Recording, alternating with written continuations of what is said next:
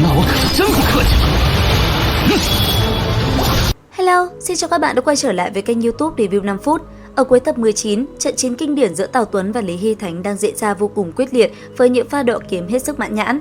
Tào Tuấn đang sở hữu tu vi là kiếm tu Long Môn cảnh, sau chiến trực diện với một người đọc sách Động Phủ cảnh, thế mà lại không thể nghiền ép, đến cuối cùng lại rơi vào tình thế giằng co với Lý Hy Thánh. Đối với một kiếm tu mà nói, mỗi lần xuất thủ thì tốt nhất nên tránh giao chiến lâu dài, bởi vì bản mệnh phi kiếm nếu như bị tổn hại hoặc hao hụt trong quá trình chiến đấu thì chi phí và thời gian dùng để bù đắp lại sẽ là rất lớn. Lại thêm với việc kế hoạch ban đầu của Tào Tuấn không phải là cướp đoạt bảo vật của Trần Bình An, việc xảy ra đến tình trạng phải xuất thủ toàn lực thế này là do con hồ ly đỏ đã xúi Tào Tuấn ra tay cướp đoạt. Thế là đến cuối cùng, trong lúc cả hai đang giao chiến ác liệt, đột nhiên Tào Tuấn chủ động dừng cuộc chiến, rời đi mà không có thương vong nào xảy ra. Tiếp theo, chúng ta sẽ đến những nội dung chính sẽ diễn ra trong tập 20 này các bạn nhé. Nhớ cùng kênh YouTube Review 5 phút xem hết để hiểu nha. Đầu tiên, nhân vật mới xuất hiện trong tập này là chân quân Tạ Thực của Bắc Câu Lô Châu. Còn thiếu niên Tạ Linh mới xuất hiện và đang là đệ tử của Nguyệt Cung, hắn phải gọi Tạ Thực là lão tổ tông. Lần này, Tạ Thực đến đây để đòi Đại Ly phải giao nộp ra ba người là Lý Hy Thánh, Mã Khổ Huyền và Hạ Tiểu Lương để hắn đưa về Bắc Câu Lô Châu tu luyện. Nếu Đại Ly đáp ứng yêu cầu này thì Tạ Thực sẽ tọa trấn trung bộ của Đông Bảo Bình Châu, nơi này là quốc phận của Chu Huỳnh Vương Triều, cũng là quốc gia sở hữu rất nhiều kiếm tu, được dự đoán sẽ là một khối đá lớn ngăn cản bước tiến của Đại Ly Thiết Kỵ trên con đường nhất thống Bảo Bình Châu. Còn nếu như không đáp ứng thì phía bắc của Vương Triều Đại Ly sẽ không được yên ổn trong quá trình Nam Hạ. Vậy thì việc yêu cầu ba người Lý Hy Thánh, Mã Khổ Huyền và Hạ Tiểu Lương phải đến Bắc Câu Lô Châu là vì mục đích gì? Đó là đối với Lý Hy Thánh thì là hộ đạo, phía đạo gia muốn bảo vệ chu toàn cho một trong ba phân thân của Khấu Danh, ông chính là đại đệ tử của đạo tổ. Mã Khổ Huyền thì là thiên tài tu luyện trong thế hệ này của Ly Châu Động Thiên, còn Hạ Tiểu Lương là người có phúc duyên sâu dày nhất Bảo Bình Châu tính ở thời điểm hiện tại. Từ đó có thể tóm gọn, mục đích của hành động này đó là đoạt đi một phần lớn đại đạo khí vận của Bảo Bình Châu, mang về Bắc Câu Lô Châu, cụ thể là mang về cho đạo gia của Bắc Câu Lô Châu. Vậy thì chân quân Tạ Thực là ai mà lại dám một thân một mình đến trọng địa của Đại Ly để mà đòi người? Đến đây mình sẽ giải thích một chút. Trong hệ thống cấp bậc của đạo gia thì chân quân là một danh hiệu chỉ có nhân vật đã đạt đến tu vi Ngọc Phác cảnh mới có thể nhận được. Còn một phần nữa đó là do thân phận của Tạ Thực, ông chính là một trong số rất ít đệ tử chân truyền của Tam trưởng giáo Bạch Ngọc Kinh của Thanh Minh Thiên Hạ, Lục Trầm. Mà vị Tam trưởng giáo của chúng ta ở thời điểm hiện tại đang bày sạp xem bói tại Nam Giản Quốc. Đó là một quốc gia có thể coi là lớn nhất phương Nam của Bảo Bình Châu. Đối với Lục Trầm mà nói thì việc đi từ Nam Giản Quốc đến Đại Ly đơn giản giống như là 2-3 bước chân vậy. Và đối trọng của Tạ Thực tại sự kiện lần này chính là một lão già béo tốt, hắn chính là tổ tông của Tào Tuấn, lão ta tên Tào Hy. Lão già này cũng là một dạ tu Ngọc Phác cảnh khét tiếng tại Nam Bảo Sa Châu. Điểm khiến người ta kiêng kỵ khi nhắc đến Tào Hy thì ngoài việc dạ tu này hành động tàn nhẫn, quyết đoán và bất chấp thủ đoạn ra thì còn có một vật, đó là một thanh bội kiếm được luyện hóa từ một con sông lớn tại Nam Bảo Sa Châu. Chủ yếu là thanh bội kiếm này cực kỳ phù hợp với đại đạo của Tào Hy, khiến cho chiến lược của lão ta gần như có thể coi là một tiên nhân cảnh. Lần này, lão ta xuất hiện tại Ly Châu Động Thiên là vì hai nguyên nhân. Một là tìm cách khôi phục kiếm tâm cho Tào Tuấn, khiến cho thanh niên này có thể quay trở lại nguyên anh cảnh. Hai là làm theo ủy thác Toánh Âm Trần Thị. Đây chính là gia tộc mà Lưu Tiện Dương đang ở lại để tu luyện và cũng là gia tộc đang giữ bản mệnh sử của Tào Hy. Bởi vì Trần Thị có oán niệm rất lớn đối với đạo gia, nên hệ đạo gia tại Hạo Nhiên có hành động lớn nào, chắc chắn Trần Thị sẽ giúp sức để ngăn cản.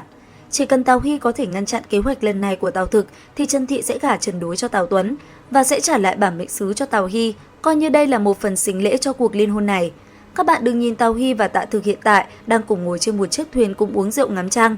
Thực chất, sát tâm của Tào Hy đối với Tạ Thực là vô cùng lớn, bởi vì hai người này trong số mệnh đã được định sẵn là một đôi tử địch trời sinh, chỉ cần hạ sát được đối phương là có thể chiếm đoạt được toàn bộ khí vận mà không có bất kỳ hậu họa nào. Từ đó có thể tiến một bước lớn trên con đường truy cầu đại đạo.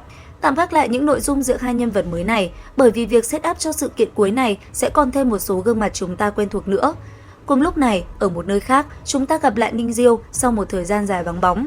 Cùng với đó là sự xuất hiện của một nhân vật tưởng chừng như đã hết đất diễn, đó là Thái Kim Giản của Vân Hà Sơn. Lần gặp mặt giữa hai thiếu nữ này có nguyên nhân là sự ủy thác của Tề Tĩnh Xuân. Ông đã nhờ Thái Kim Giản chuyển đến một cuốn họa trục, vật đó được coi là trưởng hào cuộn trục. Tề Tĩnh Xuân đã cắt từng đoạn thời gian, sau đó đặt chúng vào trong bức họa trục này, và nhân vật chính trong tất cả các đoạn thời gian đó là Trần Bình An. Đến khi Ninh Diêu xem hết cuốn họa trục đó, bóng dáng của Tề tiên sinh cũng xuất hiện.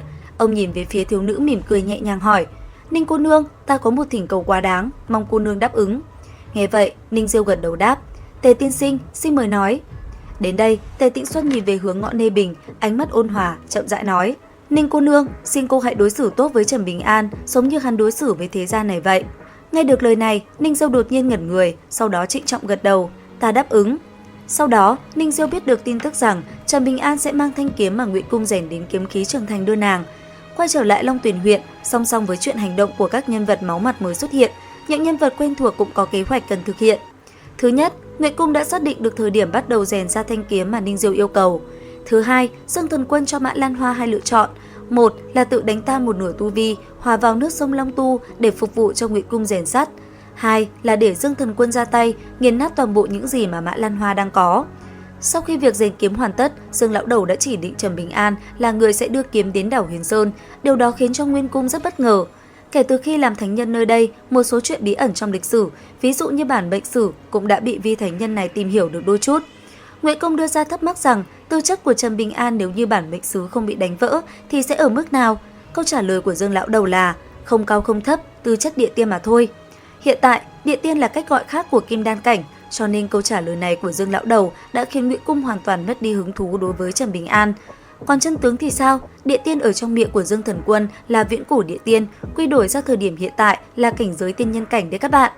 Tức là Trần Bình An chỉ cần có thể sống sót thì dù cho không có cơ duyên gì, chỉ cần hắn chăm chỉ tu luyện thì cũng có thể đạt đến tiên nhân cảnh. Cuối cùng là Trần Bình An, sau khi phong ba trước cửa nhà qua đi, phôi kiếm phong đô trong tay hắn càng thêm bạo động. Lý Hy Thành đã nhanh chóng đưa Trần Bình An đến lầu trúc tại Lạc Phách Sơn.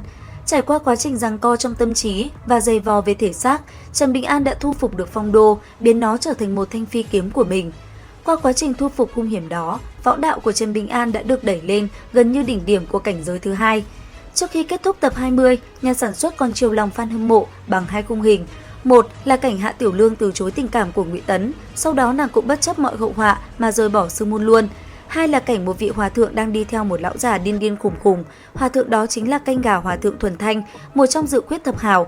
Có thể hiểu rằng từ viễn cổ tới nay, tính cả tam giáo tổ sư và những nhân vật vào để làm một danh sách 10 người mạnh nhất, thì ta có cái gọi là thiên hạ thập hào, và chiến lược của 10 người ngay dưới 10 người mạnh nhất từ trước tới nay thì gọi là sự khuyết thập hào. Vậy thì tính ra, hòa thượng Thuần Thanh nằm trong top 20 chiến lược của bộ truyện Kiếm La đấy các bạn.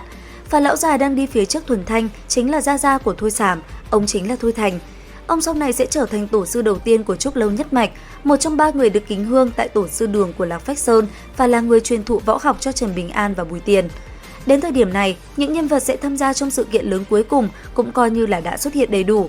Hãy cùng chờ đón những trận chiến mãn nhãn sắp diễn ra trong những tập tiếp theo các bạn nhé. Tập 20 đến đây là hết. Theo dõi kênh YouTube Review 5 phút để biết thêm chi tiết tiếp theo các bạn nhé. Xin chào và hẹn gặp lại ở những video tiếp theo.